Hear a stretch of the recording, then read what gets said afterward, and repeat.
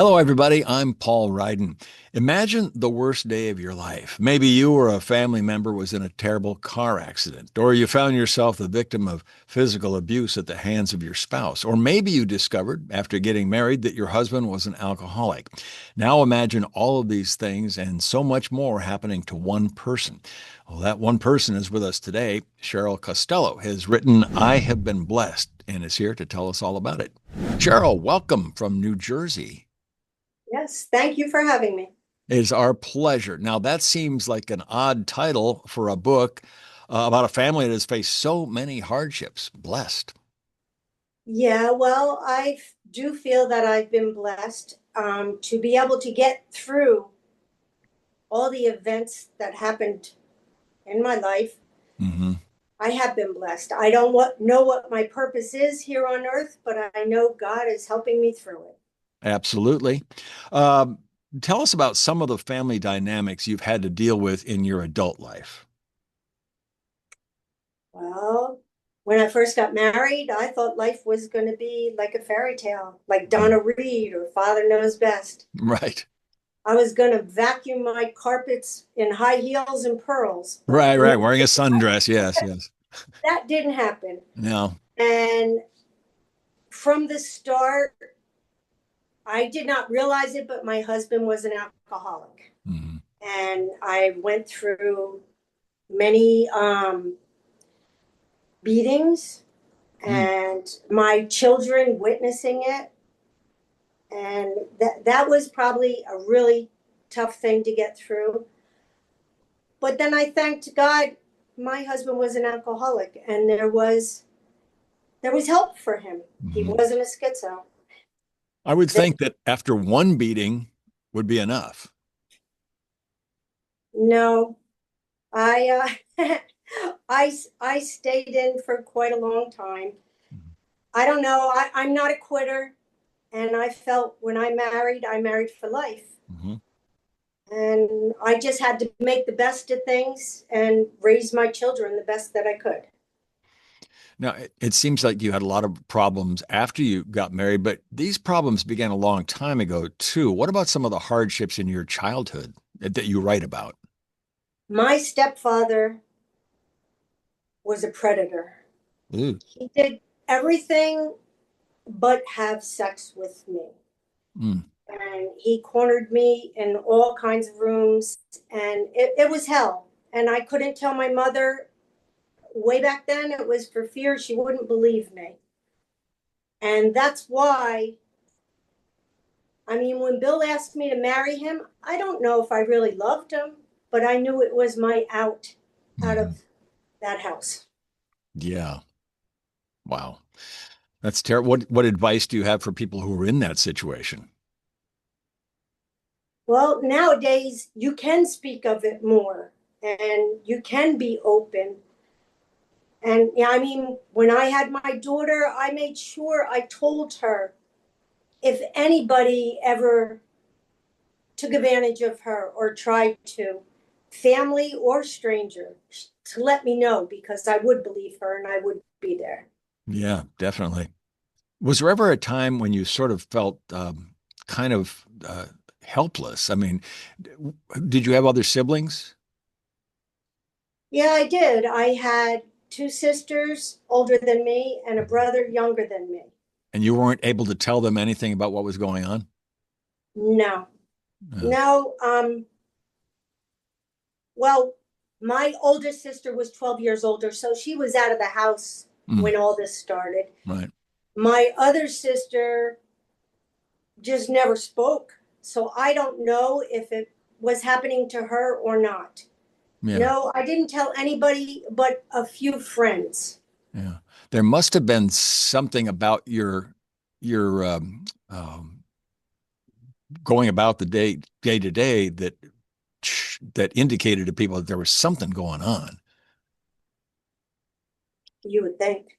I don't know.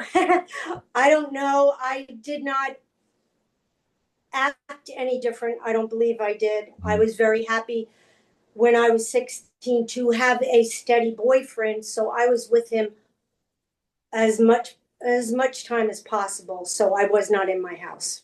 So it seems that marriage then was your way out and a way to look for what would we would consider a quote normal life. Correct. Yeah. Hmm. How hard was it to relive some of these events and then get them down on paper? Because that's a lot of stuff to have to dredge up and then write about it in an honest fashion and know that other people are going to be reading it. How hard was that to do? Well, to write it down was my way of escaping things, and to put it in a diary or whatever. Mhm. And I would just write for 20 years. I kept writing good and bad things that happened in my life. And until I composed it into a small manuscript, I let my daughter read it when she was 21 because I figured she'd understand it then. I waited till my son was 25 because a lot of it was about him, and I wanted him to be able to accept what I wrote. What was the reaction of your family when you let them read this stuff? Um, Surprised, very surprised. My dad was my true father was like so upset that he did not know anything was going on, or how I was living my life as a teenager.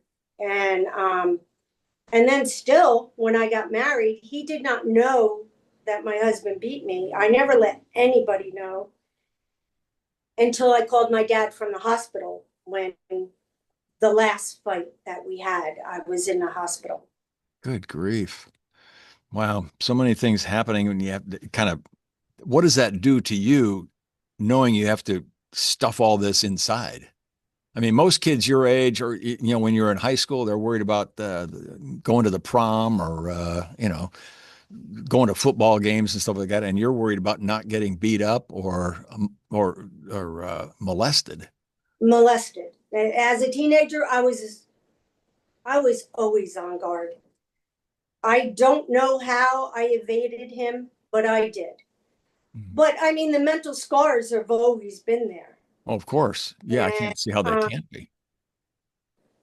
as far as like bottling it up when I was being abused by my husband, I don't know. I must be a master of that. I was able to contain it all, and that was my relief, putting it down on paper. Uh-huh. Oh, okay. Uh, did you have any encouragement from anybody along the way? No, not anybody. Did you seek any encouragement? Did you go outside to whether it's a church or a counselor or somebody who could maybe talk you through it or help you through it, pray you through it? No, I did pray through it. I mean, that's the only way I got through things was to pray, Yeah. and he gave me the strength to get through it all. But no, I didn't seek any help. Hmm. Now, there's obviously a spiritual component to the book. Um, how did that come about? Were you in a kind of a faith-based family to begin with, or how did you find that? No, I mean, I did make my communion and confirmation, but no, my family didn't go to church. My mother had remarried a Jewish person, so obviously there was nothing there. Mhm. Um, it came about when our last fight that we had, and I left my husband, and I had my kids, and I was in a friend's house, and like I had no idea where I was going, what I was doing with my life. I tried to reach out for battered wives help, and for some reason they said find family or friends. There was no place for me to go really. Mhm. And there was a picture of Jesus on the wall at her house, and I just begged him to help me because I'm helpless on my own, and I needed him to show me the way. And that's that's how I became very spiritual. And what tangible results came from that? I stayed at that house for like 2 months. My husband went into a rehab. That was when we found out he was actually an alcoholic, because he was a periodic drinker. He could go 6 months without a drink. But once he had it in his system, he was mean. And that's when I, found out he was an alcoholic and he could get help and he could join the program. And he did. And life, when he came out of there, was like what they say, you're on a pink cloud. I did fall in love with him then. He was the best father. He took care of me and the kids the way I wanted life to be. Is he still around or has he passed? No, he passed away a little over a year ago. Oh, And that's in the book too. okay, good. And What do you hope that readers will get from the book? that they have to find the strength within themselves to deal with their problems. I mean, I know that my book has reached many people in different ways. And they'll call me or send me a note saying that, that your book helped me. I don't know how it helps people, but it does. It gives them the feeling of there's other people out there just like them and they can make it. They can get through it. That's an encouragement. Do you ever pick up the book from time to time and flip through it and just read certain passages over again to yourself? This book originally was published in 2008, right after my son passed away. And for every year, for 20 years, I read it before his birthday for him. Oh, So I refresh every memory I have. And that's been going on now for over 20 years. wow. So, yeah. So how would you describe life today for you? Having gone through everything you've gone through, having recovered as best you can, how would you describe life today for Cheryl Costello? I am my own person for the first time ever. I can do things for myself, take care of myself, and I'm not dependent on anybody.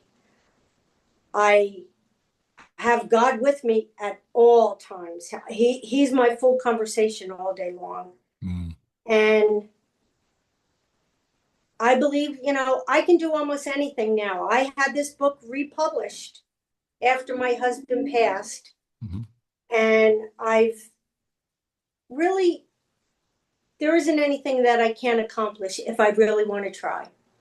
Well, what's next for you? Next? Got another book in you or I don't know. I don't have any more family left. The whole past. I don't know. Yeah, I do have my niece.